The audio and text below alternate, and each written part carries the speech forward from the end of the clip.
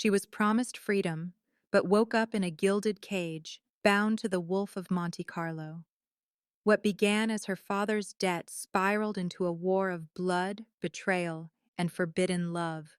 where every kiss could be their last, and every choice could ignite a war. Would she tame the ruthless king of the underworld, or be consumed by his darkness?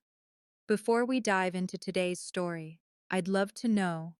where are you watching from and what time is it there right now? The Cathedral of Saint Roch in Paris shimmered beneath the glow of 1,000 candles, their light trembling against the vaulted arches as if sensing the coming storm. The polished marble floor reflected Isabella Conti's pale figure, like a ghost of the woman she had been before her world began to crack, her white satin gown flowing like spilled moonlight down the steps of the altar, her hands clasped so tightly around the small bouquet of winter roses that her knuckles burned white beneath her gloves, and her heart, though beating in her chest, felt as fragile as the lace veil fluttering against her cheek, each time the ancient doors allowed in a breath of December wind. She could hear the faint rustle of expensive fabrics from the rows of Parisian elite seated in hushed anticipation, the clink of a rosary in the hand of an elderly duchess, the scrape of the priest's polished shoes as he stepped forward and began the words that were supposed to bind her future to Julian Thorne's, words she had dreamed of since she was a girl, but now sounded distant and hollow, like an echo from some other life. She stole a glance at Julian, tall and impeccable in his black Armani suit, his golden cufflinks catching the candlelight, but his dark eyes avoided hers, fixed on the marble floor with a coldness that made her throat tighten as the priest's solemn voice finally reached the question, "Do you take this man?" A question she had always believed she would answer with a smile, but that now lodged in her chest as dread. And before her lips could part, Julian shifted back a single step, then another, his shoes scraping against the stone as though each retreating pace carried the weight of his contempt, until he looked straight at her with a stare as sharp as broken glass, and said, barely louder than a whisper, but slicing through the sacred hush like a blade, "Worthless." The words seemed to echo inside the cathedral's high dome, bouncing off the marble saints and gold-leafed pillars, and for an endless heartbeat, the entire congregation gasped as one, 300 sharp breaths drawn in unison, while the priest's book slipped from his hands and struck the floor with a muted thud, the sound oddly final, like the closing of a tomb. Isabella's fingers loosened and the bouquet slid from her grasp, scattering pale rose petals across the aisle, as if even the flowers were abandoning her, and her vision blurred, though no tears fell yet, her mind unable to comprehend how the man she thought would stand beside her forever had just torn her to shreds before their families, their friends, the city's most powerful witnesses. Julian turned without another word, his footsteps echoing with a cruel finality as he strode down the aisle, pushing past murmuring guests who craned their necks in disbelief, and as the great oak doors shut behind him with a hollow boom that felt like the slamming of fate itself, Isabella swayed on her feet, numb, until the silence was shattered by a distant growl, the low, mechanical thunder of engines, a chorus of power rolling through the winter night toward the cathedral. Heads turned toward the stained glass windows as the sound grew louder, the vibration carrying through the stone floor beneath her silk slippers, and before any could speak, the great doors that had just closed against Julian burst inward with a crash that sent petals fluttering from the marble floor and candle flames shivering in the drafts. The cold night spilled in, and framed in the doorway against the bruised evening sky stood a figure as still and commanding as a carved obsidian statue, Lorenzo Volkov, called by the underworld the Wolf, a man whose name made crime lords lower their voices and whose empire stretched across borders like a shadow no sunlight could bonny. Shh! Behind him in the dark street, the glint of headlights from an army of black SUVs, 500 of them, lined the square in perfect formation, like the steel-clad promise of war, their engines humming as if the vehicles themselves were alive and waiting. Lorenzo stepped inside with the unhurried stride of a predator who never needs to rush because the world bends to his pace, the black wool of his tailored coat catching the candlelight, the faint scent of winter rain and gunpowder carried with him, his ice-blue eyes scanning the stunned congregation with cool calculation, not seeing frightened faces, but a chessboard of pawns and obstacles, until his gaze settled on Isabella standing frozen before the altar, and something unreadable flickered across his expression: interest, recognition, possession, perhaps even something softer buried beneath the frost. His voice, when it came, was deep and controlled, carrying across the cathedral with the weight of thunder, though he did not raise it. This wedding isn't over. It merely has a new groom. Gasps and murmurs rippled through the pews as several guests half rose in alarm. One of the older Conti relatives clutched his rosary and began to mutter a prayer while the priest looked from Bella to Lorenzo as if uncertain whether to flee or to continue the ceremony. Isabella's lips parted, but no sound emerged, her heart pounding so hard she felt it against her ribs like a trapped bird.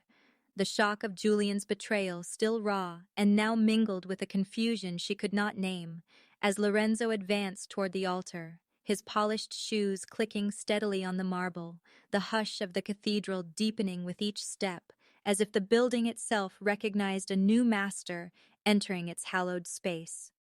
Behind him, Silas and a handful of Volkov soldiers spread out, forming a living wall of dark suits and stern faces, their presence so disciplined that the most curious guests dared not whisper.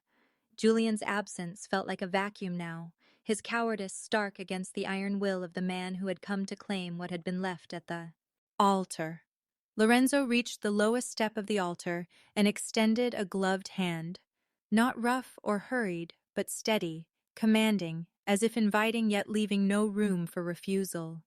And though every part of Isabella wanted to recoil, some deeper instinct moved her fingers toward his, the tips of her white-gloved hand trembling as they brushed his palm. And in that small contact she felt a strange surge of warmth and danger, as though the hand that had crushed empires might also be capable of holding her together when she was breaking apart. The guests watched in stunned silence as Lorenzo helped her down the step with unexpected gentleness, the petals from her fallen bouquet crushed beneath his shoes, and as they stood facing one another at the very heart of the cathedral where her world had collapsed moments before, he leaned in so close that she could feel the faint warmth of his breath against her temple. His words delivered in a tone so low and even that it chilled her more than a shout ever could. "You were promised to me long before you knew." The cold echo of Lorenzo's whispered claim still clung to Isabella's skin as the cathedral's candles burned lower, but the next memory was the deep growl of engines and the closing of a heavy car door, then the rush of Paris sliding past her window in a blur of muted streetlights.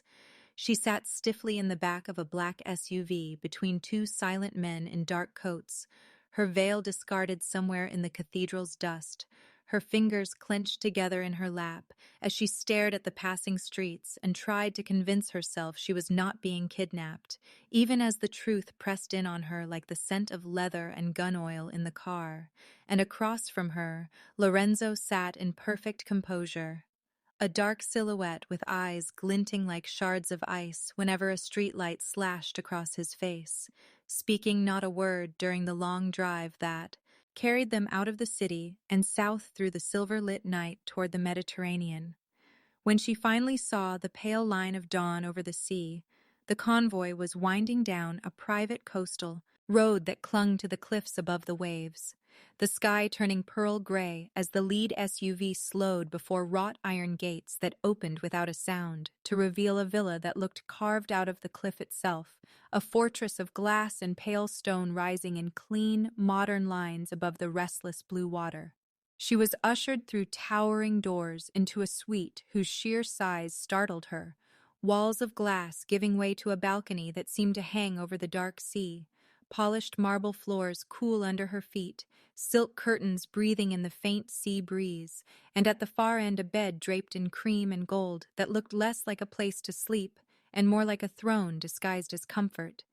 Yet despite the splendor, she felt the weight of invisible bars around her, the knowledge that beauty could be a cage more unyielding than iron, and that realization hollowed her breath as she moved toward the balcony doors and pressed her palm to the glass, staring down at the waves crashing far below as if they might carry her away if she could just break through. When Lorenzo finally spoke, his voice came from behind her, low and measured, yet unsoftened by regret, telling her the truth in words so precise they cut more sharply than any accusation, how her late father's shipping empire had once been a partner to the Volkov syndicate, how years of bad decisions and debts had bound the Conti family to his shadowed world, and how her father's last signature had, in effect, promised her as collateral for peace. She turned slowly, her dark eyes flashing with disbelief, and when he stepped closer, explaining that marrying her would secure not only the Conti roots, but also her own protection from enemies circling like sharks, the shock of the revelation turned to a flame of anger that broke through her composure. She called him a tyrant, a man who mistook chains for vows, her voice shaking yet unbroken as she demanded to know if he thought he could simply replace the vows she had been denied in Paris with his own decree. But he only tilted his head slightly, the faintest quirk of a smile at the corner of his mouth, though his eyes stayed as cold as the sea, and answered in a tone that sounded almost like a warning rather than pride. A cage is still safer than the wolves outside. The words struck her like a blow, because in that moment she could not decide whether he was threatening her or trying in his own way to protect her, and the confusion gnawed at her even as she turned away, unwilling to let him see the tremor that passed through her shoulders.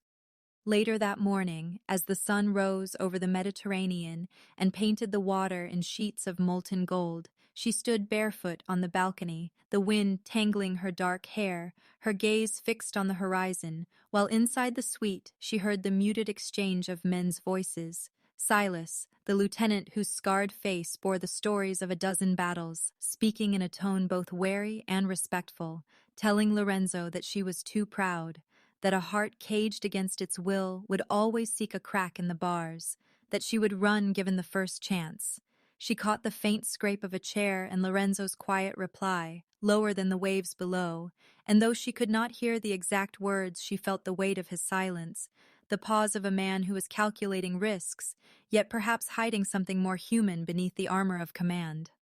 That evening, as the day's colors faded into indigo and the sea turned to a restless mirror of the sky, she lingered again on the balcony and found herself watching him from a distance as he stood at the far end of the living room by the great window, his posture rigid as if carved from the same stone that shaped the cliffs, his gaze fixed on the horizon beyond the glass where the last red light of the sunset touched the water, and in the soft dimness she saw something unexpected, a brief flicker of weariness crossing his face when he thought himself unobserved, the sort of quiet ache that belongs to old wounds, not the cold detachment of a man who rules by fear. The sight unsettled her more than his threats had, stirring a question she did not want to ask of herself, whether there was a man beneath the wolf who had once known something other than power and war. She pulled the balcony door shut against the rising night wind and told herself it did not matter, that she would find a way out no matter how high the cliffs. But as the villa sank into silence and the hush of the sea became the only sound, she found sleep slow to come, the image of his distant, haunted profile clinging to her thoughts against her will. At some hour near midnight, a faint rustle woke her, a whisper of paper against carpet, and when she sat up, the moonlight spilling across the marble floor revealed an envelope pushed halfway under the suite's door, its edge stirring in the breeze from the balcony. She rose warily, her bare feet making no sound, and when she unfolded the single slip of paper inside, she felt the cold prickle of true fear for the first time since entering the villa.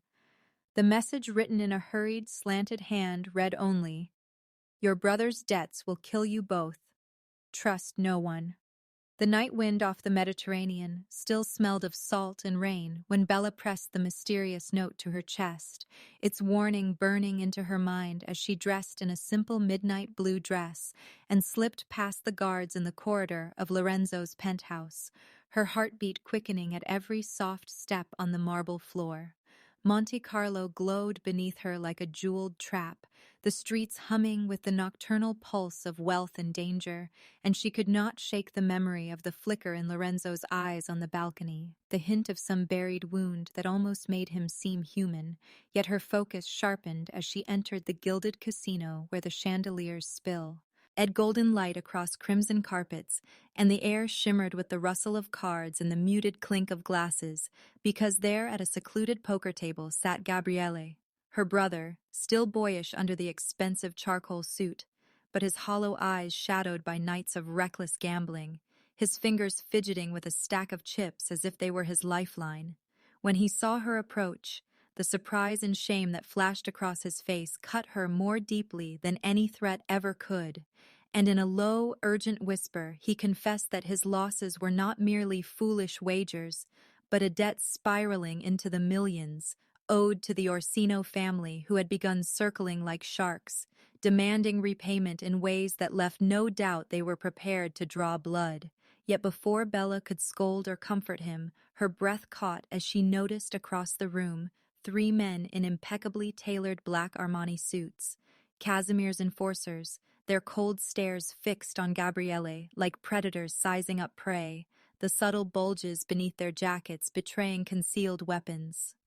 The glitter of the roulette wheels blurred as panic surged through her, and she reached for her brother's arm, urging him to leave quietly. But in that charged instant, a ripple of unease swept across the gaming floor as a new figure strode in.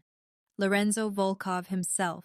tall and broad-shouldered in his black dinner jacket, blue eyes glinting like polished steel beneath the casino's crystal lights. His arrival parting the crowd, as if an invisible tide recoiled from the force of his presence, and before Bella could think of hiding, his hand was on her wrist, firm but not cruel, pulling her away from the table as his icy glance pinned Gabriele in place.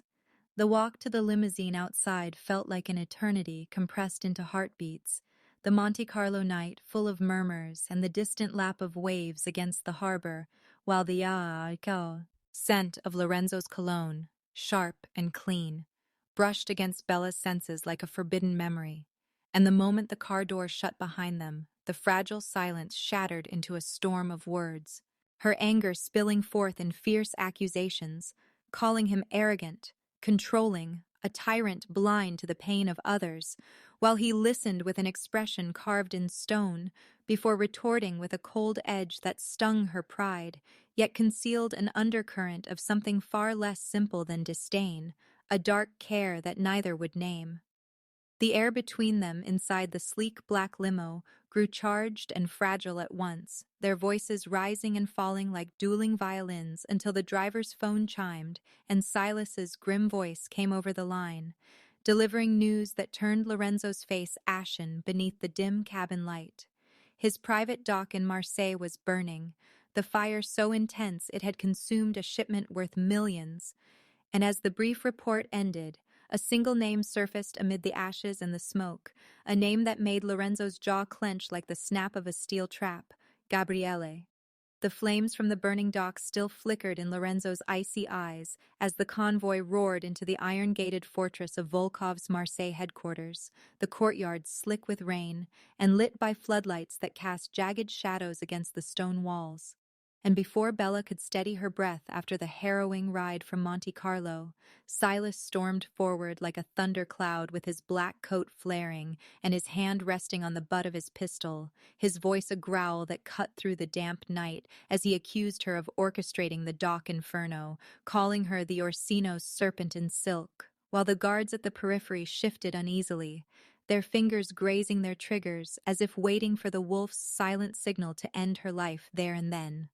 Lorenzo stood between them and her like a statue carved from obsidian, his chiseled face unreadable, his pale blue eyes a storm-lit sea, and as Bella's heart hammered so hard she thought the guards might hear it, he drew his gun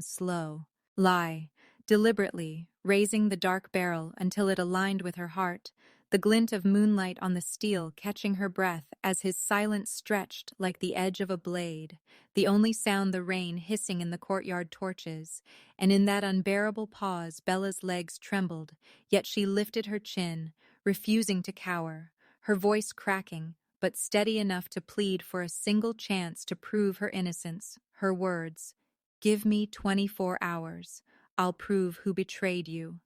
falling into the night like fragile glass. Lorenzo's jaw clenched as if it might splinter under the pressure of his own conflict. Then, after a heartbeat that felt like an eternity, he lowered the gun with a slow precision that betrayed the war behind his gaze, and uttered in a tone that was more promise than threat, "If you lie, your blood pays for his," sending a ripple of tension through every man present as Silas's scowl deepened, but he stepped back, conceding to his boss's word. Later, the fortress seemed to breathe in silence as Bella, shaken but unbroken, wandered out into the moonlit courtyard, its stone arches veiled in silver mist where Lorenzo trained with his men like a predator among wolves, stripped to his black combat shirt, his muscles slick with rain and effort as he pivoted and struck with a ruthless grace that made the soldiers flinch beneath his relentless blows. And in that moment, Bella saw beyond the ruthless legend, to the man scarred by battles he'd fought long before she'd ever known his name, the faint white marks that traced his arms glowing like ghostly memories under the moonlight. Leaning against a cold pillar, she watched with a mix of awe and sorrow, realizing that the man who held her life in his hands had built his empire by burying his own heart, and something in her chest twisted, though she quickly turned away before he noticed, determined to clear her name. She spent the next day combing through the fortress's endless corridors of locked offices, darkened war rooms, and records guarded by men who eyed her with open suspicion, piecing together every whispered hint she could gather, until deep in the echoing stone hall near the garage she froze as a faint murmur slipped through a half-open door. One of Lorenzo's own drivers hunched over a burner phone, his back to her, whispering in urgent, accented French about the Marseille fire and promising to deliver the package to Casimir by dawn. Her breath caught, her fingers clenched on the edge of the doorframe as the world seemed to tilt, the words cutting through her like ice. And though her heart thundered and her pulse roared in her ears, she forced herself to retreat soundlessly into the shadows, every step back feeling like a fall into a deeper abyss, knowing that the enemy had already breached the wolf's own den, and that if she moved too soon, she would die before proving her innocence. As she reached the end of the corridor and pressed her trembling palms to the cold stone wall, the weight of her secret discovery bearing down on her, the torchlight danced across her pale face like flames licking at paper, and she realized the true danger was not merely outside these walls, but seated quietly within them, cloaked in loyalty, an unseen serpent poised to strike. The night in Nice hummed with the low electric buzz of neon lights and the distant cry of gulls over the black, restless sea, the air damp with a coming rain, as Bella slipped away from the shadowed courtyard of the Marseille headquarters and boarded a discreet car bound for the glittering coastal city. Her heartbeat thudded like distant drums as the driver's whispered betrayal replayed in her mind, a poisonous echo pushing her forward, even as fear tried to drag her back, and by the time she reached the chaotic night market, its labyrinth of crooked alleys blazing with flickering signs and alive with the shoe. It's of vendors hawking trinkets beneath strings of rain-spattered lanterns, she had shed every trace of the frightened heiress who had once stood at a cathedral's altar. Here her eyes were sharp, her spine unbending, her resolve hardened by the knowledge that the truth alone could keep her brother's life, and her own, from being ground to dust beneath the wolf's boot. Threading her way between narrow stalls heavy with spices, scarves, and sizzling street food, she moved as if the press of strangers were only another layer of darkness to conceal her, her gaze fixed on the broad-shouldered figure of the driver she had come to expose, a man whose furtive glance over his shoulder betrayed his nervousness as he disappeared past a line of dripping tarps into the narrower veins of the market, where the glow of neon fractured into shards on puddles scattered across the uneven cobblestones. Bella's breath misted in the cool night air as she followed at a careful distance, her every step measured, the tiny phone hidden in her palm already recording what she hoped would be evidence. But when he turned suddenly into a blind alley, she knew the moment to act had come and, gathering what courage remained, she stepped forward and called his name, her voice steady despite the tremor in her chest, only to see him spin around, eyes flashing with recognition, and something far more dangerous, cornered prey ready to lash out. His curse tore through the damp air as he lunged, a knife glinting in the fractured light. And for one heartbeat, she thought this was how her story would end, alone in a filthy alley with no one to mourn her. But then a voice, low and cold as a blade drawn from ice, cut through the hiss of rain, and Lorenzo Volkov stepped from the shadows as if he had been part of them all along, his tall frame blocking the only escape, his black coat shedding droplets as he moved forward. With the controlled grace of a predator who had finally closed in on his quarry, the driver's knife flashed again, but Lorenzo's hand shot out, catching the man's wrist with crushing force, twisting it until the blade clattered to the ground and then driving him back against the damp brick wall with a savage efficiency that made Bella's pulse stutter, not from fear, but from the stark, terrible certainty that she was witnessing the wolf in his true element. The scuffle was brief and brutal, one man fighting for his life, the other for his empire. And when it was over, the driver slid to his knees, bleeding from a split brow, mumbling incoherently until Lorenzo's voice, low and edged with a promise of pain, dragged from him the confession that Casimir had bought him for a handful of dirty euros and a promise of power, his betrayal having lit the flames that devoured the Marseille dock. Bella stood rooted to the wet stones as the truth washed over her in a cold wave, torn between fury at the man who had endangered them all, and a strange, unbidden relief that her brother was not the snake in their midst. And when she finally found her voice, it trembled as she whispered her thanks to Lorenzo, her eyes searching his face for any flicker of softness beneath the rain-darkened hair clinging to his brow. Instead of speaking, he stepped closer, the space between them shrinking until she could feel the heat of him, even in the chill night. His blood-streaked fingers lifting, hesitating for the briefest of seconds before cupping her cheek with surprising gentleness, his thumb brushing a damp strand of hair away, as though the battle's violence had not hardened, but hollowed something inside him. And in that charged heartbeat, the air between them changed, the night sounds of the market falling away until there was only the muted roar of her pulse in her ears and the storm of emotion flickering in his ice-blue eyes. He said her name, Isabella. So softly it seemed impossible that the wolf could summon such a sound, and the raw sincerity of it stole the breath from her chest. Her lips, parting as his lowered, their mouths meeting in a kiss that was neither tender nor practiced, but searing, desperate, born of blood and adrenaline, and 1,000 unspoken things that neither had the courage to confess. Yet even as the taste of rain and iron and something unbearably human lingered between them, the night shattered with the staccato crack of distant gunfire, rolling like a drumbeat over the alleys, forcing them apart in an instant, both spinning toward the sound, with eyes already searching the darkness for the next threat, the moment they had just shared hanging between them, like the final, fragile note of a song cut short by the coming storm. The echo of gunfire still rang in their ears as Lorenzo and Bella slipped back into the waiting car, the night in Nice peeling away behind them like the retreating tide, their silence thick not with fear, but with the raw weight of the kiss that had flared between them only moments before, a fragile spark in a world that seemed determined to snuff it out. By the time they reached Monte Carlo, the streets were empty beneath the pale dawn light, the city's usual sheen dulled by rain, and Lorenzo led her not to the penthouse, but down into the fortified heart of his syndicate's operations, the infamous war room, an underground chamber carved from ancient stone, humming with screens, maps, and the clipped voices of men who had long since traded their souls for loyalty, where, without ceremony, he gestured for her to join him at the central table, his icy blue eyes daring anyone present to question her place beside him.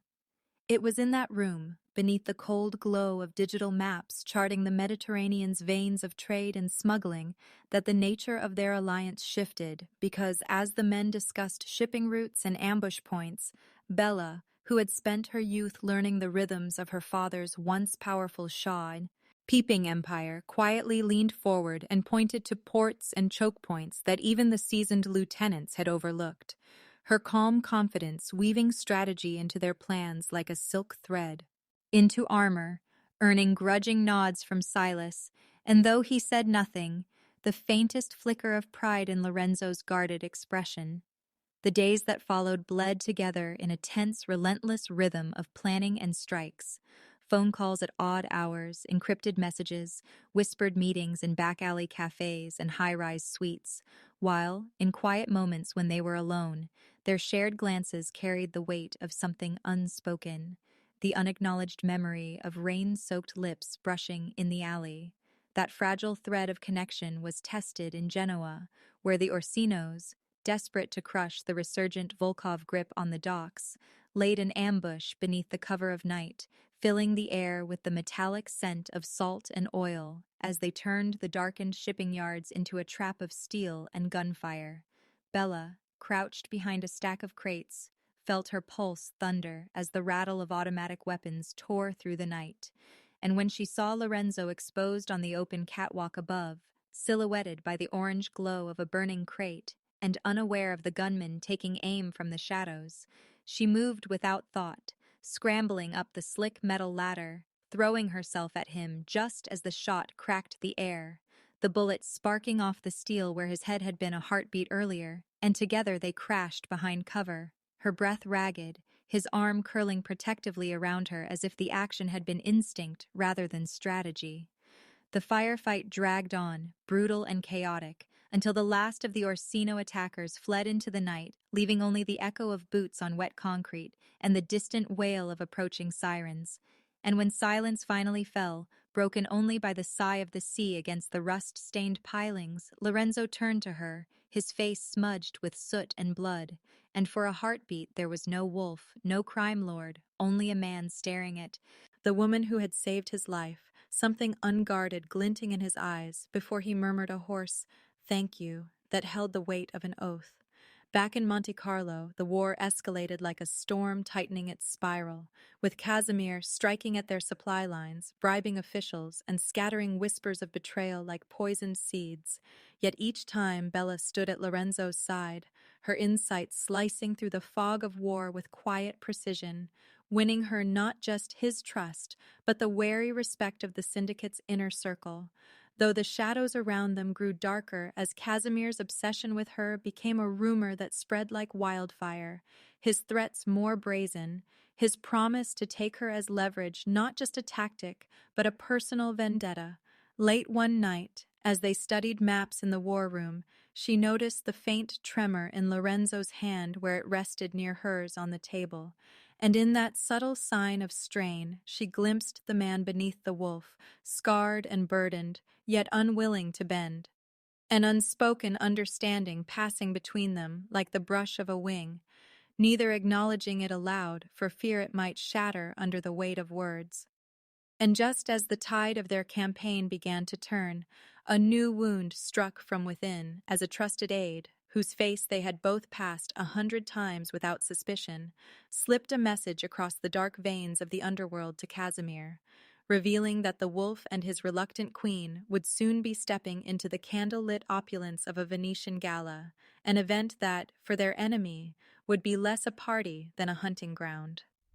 The candlelit splendor of the Venetian palazzo gleamed like a mirage against the black sweep of the Grand Canal as the sleek Volkov launch slid soundlessly to the water-stained marble steps, its prow scattering moonlight in silver shards. Bella, in a gown the color of midnight threads, due with faint gold, stepped ashore with her heart drumming like distant festival drums beneath the mask that concealed more than her face, her arm lightly resting on Lorenzo's, feeling the solid strength beneath the tailored black suit even as she sensed the storm of purpose coiled within him.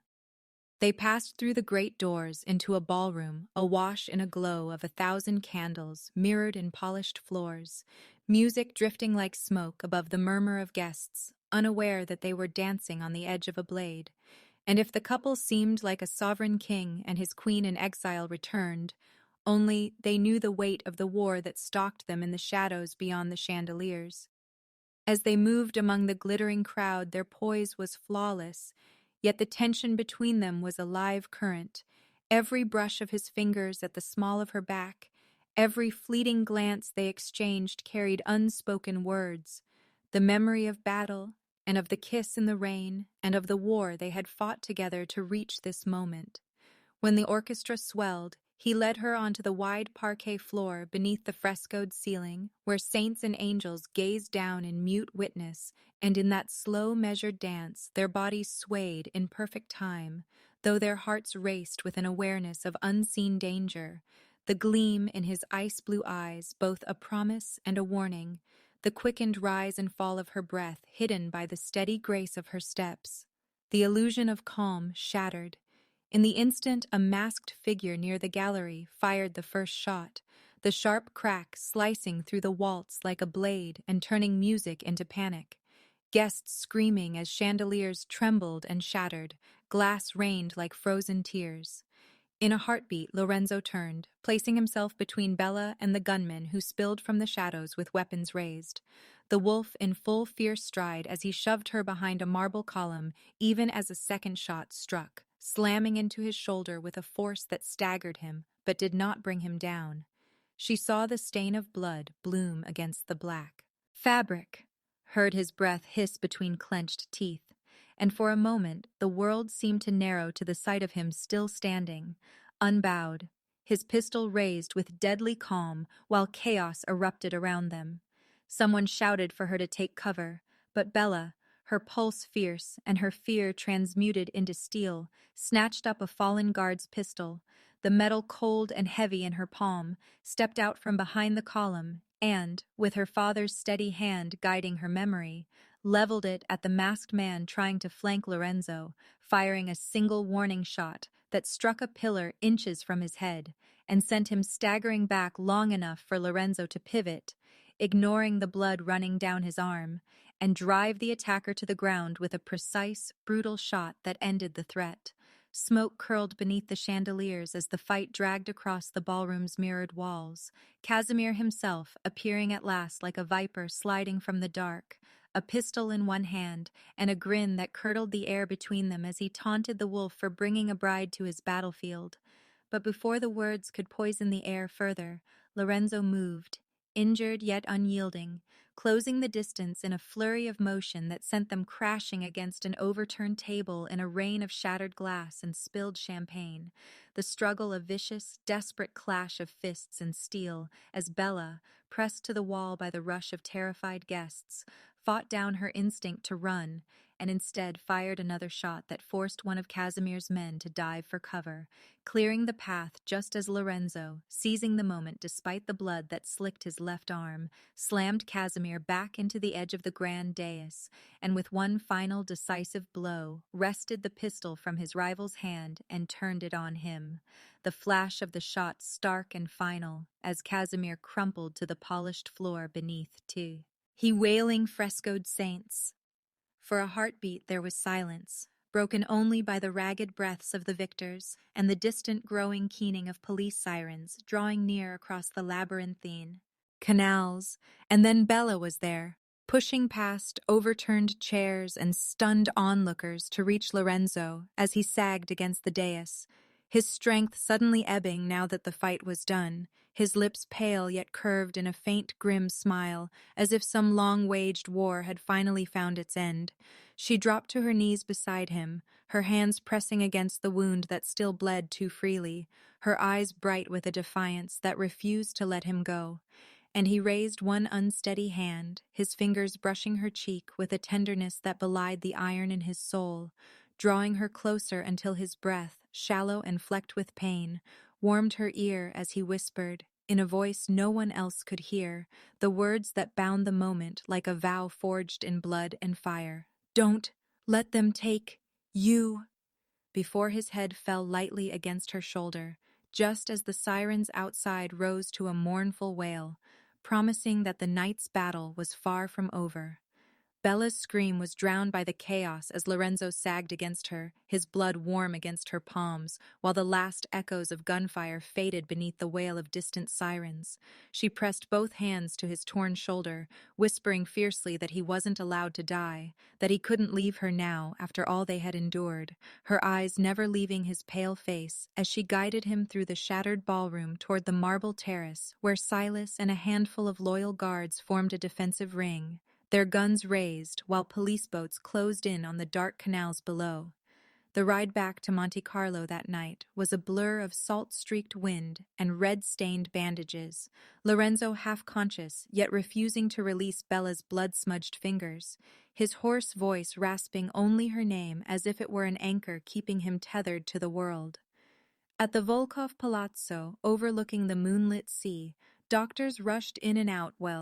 she sat at his bedside, refusing all pleas to rest, wiping the fever sheen from his brow, steadying his breathing through the long hours of the night, until at last the dawn spread its first pale rays across the horizon, and his eyelids fluttered open, blue eyes still sharp despite the pain, as they sought hers first and found her waiting. He whispered something broken about thinking himself immortal until the moment he saw her raise that pistol in Venice, how it shattered every wall he'd built and made him realize that all his power meant nothing if she was not alive beside him, and she answered in a trembling voice that she had been done being a pawn for other men's wars, and that if fate had brought her into his world, it was because she was meant to be his equal or not at all.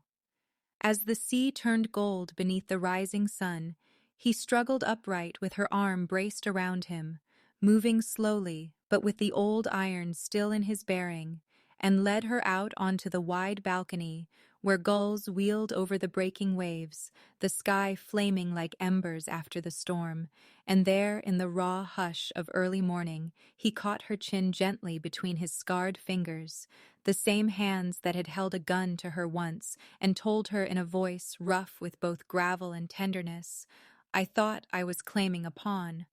but I found my queen, my equal, my Bella." And she leaned into his palm, seeing in his eyes the man beneath the wolf, the boy who had once fought for scraps on frozen streets, the fighter who had learned to trust nothing and no one until this moment.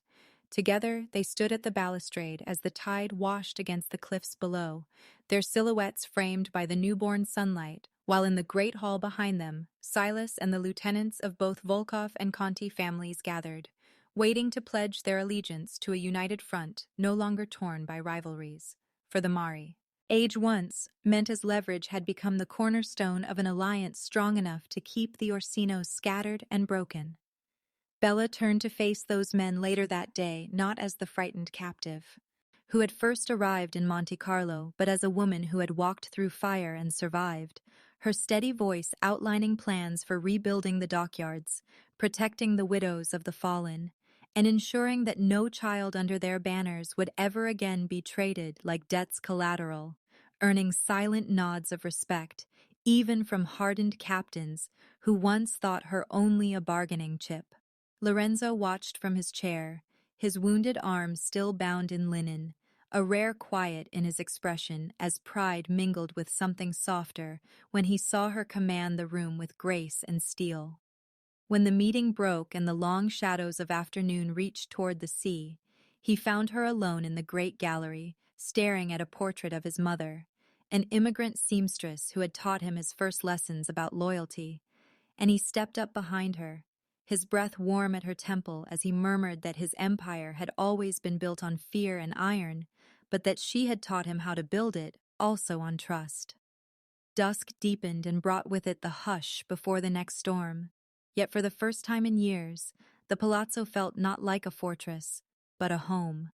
its marble halls echoing not with gunfire, but with the quiet tread of two people who had learned to fight side by side. Late that night, long after the council had gone and the servants had banked the lamps, Bella returned to the balcony where the waves gleamed silver in the moonlight and found Lorenzo there, his arm still bound, but his stance unbroken as he looked out over the dark water, and without a word, she slipped her fingers into his good hand and felt it tighten around hers, no longer a grasp of possession, but a bond freely given. In that silence, broken only by the sea's slow breathing, they let the weight of the past slip behind them and turned to face the future as partners, their shadows cast long across the stone by a lantern at their backs, two figures scarred by war, bound by love, poised to rule not as tyrant and captive, but as wolf and queen, equals at last beneath the rising sun.